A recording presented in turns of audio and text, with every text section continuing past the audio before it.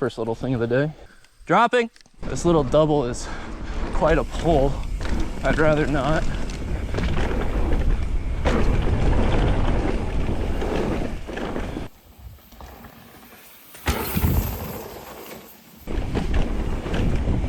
Hell yeah. My friend Max and I just finished up a trip to East Burke, Vermont, where he brought his Revel Rail, a 165 170mm enduro bike, and I brought my Nolly Fugitive, a 125 140mm trail bike. This was our first time actually spending multiple days in the Kingdom Trail Network, and it proved to me that the downcountry and modest trail bike are the best bikes to ride in the network. For those unfamiliar with the Kingdom Trail Network, it features over 100 miles of trails centered around the town of East Burke, and in my mind it was the go-to destination of every mountain biker in the Northeast. I mean, between 2015 and 2020, I felt like so many MTB YouTubers were riding there, bike magazines were doing their full shootout reviews there, everyone just seemed so stoked on the Kingdom Trail Network, and I dreamt of being able to take a trip up there to ride a long, low, slack enduro bike and hopefully take my riding to the next level. After all, this was the time when mountain bike geometry was evolving rapidly and everyone seemed to be dying to get a 160mm enduro bike under their legs. It's cool. Very New England, no catch berms.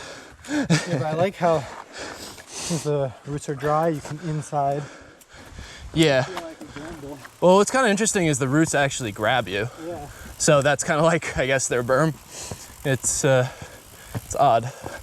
I got some little stuff here. They probably just haven't like updated this in forever. Isn't it interesting how now trail bikes today have similar angles as the enduro bikes of that 2015 to 2020 era? And even still, the Kingdom Trail Network began in the 90s. This is all to say that the trails are not particularly steep, and in order to connect the best sections, you are pedaling on the road or stringing together long, flat traverses through the cornfields. Max is cooking it pretty fast on his Revel, and his bike helps out with that. But Max also lamented any unnecessary pedaling and found that the grade of most trails limited his enjoyment of many of them. Since I've been riding for 10 years now, before this trip I used to think the Kingdom Trail Network was still at the forefront of the mountain bike destination list in the Northeast. But if all-out speed, tech, progression, and feature hunting is what you're interested in during your riding vacations, then I'm afraid Kingdom isn't really the place to go anymore. Quebec has far surpassed this area of Vermont. Not to mention, Quebec is a more lively scene with more options for lodging and restaurants that don't close at 9 p.m. I know East Burke has Burke Mountain, but Max rode it and he wasn't very impressed by the trail variety there. Not to mention there's no lift access to the summit where the most technical couple of trails exist. Down the road you have Victory Hill, which is a really cool place, but it's also private land that was closed from just a quarter inch of rain. Due to this closure, we explored our other options, and it was closer to go to New Hampshire and try our luck at Parker Mountain, which was super cool with plenty of techie routes, but also still not a very enduro-friendly climbing or descending place.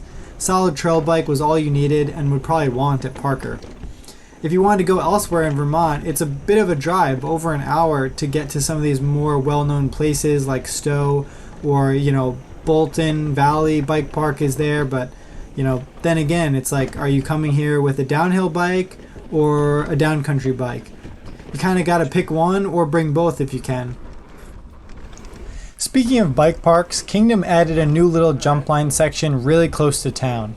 This area had 3 lines, each with about 100 feet of climbing, which I thought was really cool because you actually get some sustained speed and it's enough descending time to get into a rhythm. What I particularly appreciated about the green jump line was that it actually could be ridden with similar speed to the blue line, which helped my confidence. But the green warmed me up nicely and the blue was right in my comfort zone with a few longer jumps that I needed to commit to, like this step-up tabletop. It took a handful of tries, but I eventually got it. Max also eyed up the 2 wooden drops on the pro line, and he sent the second one no problem, which was really cool to see.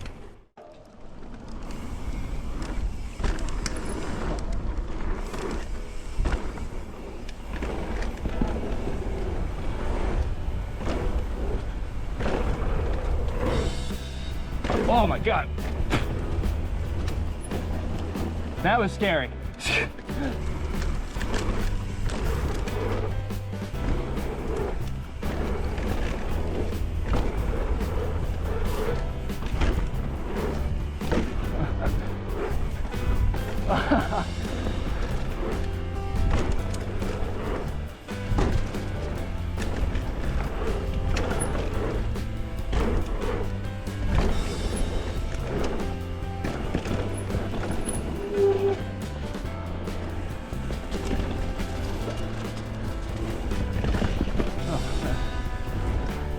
lot of pumping.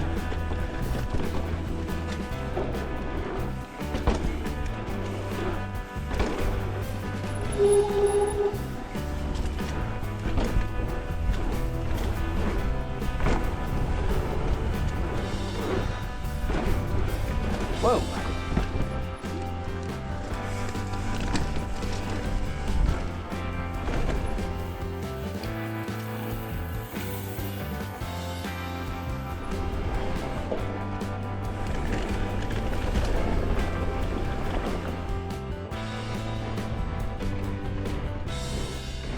Overall, we had a lot of fun. Kingdom offers a ton of trail that is easily accessible and well connected if you don't mind pedaling and racking up miles. From my experience, Kingdom attracts a lot of families and most people are riding mid-travel trail bikes. We saw big groups of kids that were part of a summer program, I believe, and any people who were riding aggressively were on XC bikes. Quebec had family-friendly areas too, but Kingdom has a great experience curated with lots of vacation homes along the roads that you ride to get to the trails. They have a handful of restaurants and cafes for breakfast, lunch, and dinner right by the Kingdom Trail Association Center, so it makes food pit stops pretty easy as long as you're at the table by 8 p.m. since most close at 9. To close it out, we'll take a lap down at East Haven, which is our favorite section of the Kingdom network. I'm always blown away by how immaculate these berms are considering how muddy the trails get this far north. I guess we came at a good time, but there is a lot to explore in this region of Vermont and New Hampshire if you're willing to drive a bit. That'll be the focus of the next video when we got rained out of Victory Hill. We drove 45 minutes into New Hampshire to avoid the rain and try some true old school New England tech with beautiful views and forearm numbing roots and rocks. I'm curious to hear what people think of Kingdom these days and especially how you compare it to Quebec or even some of the growing places in New Hampshire like Arrowhead. Hopefully you enjoyed watching and remember, stay venturing my friends.